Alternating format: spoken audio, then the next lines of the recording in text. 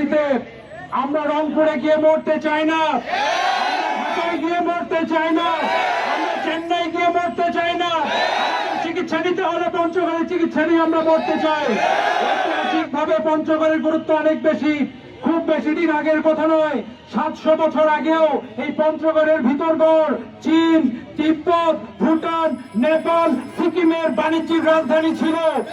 এই পঞ্চগড় বাণিজ্যিক রাজধানী ছিল।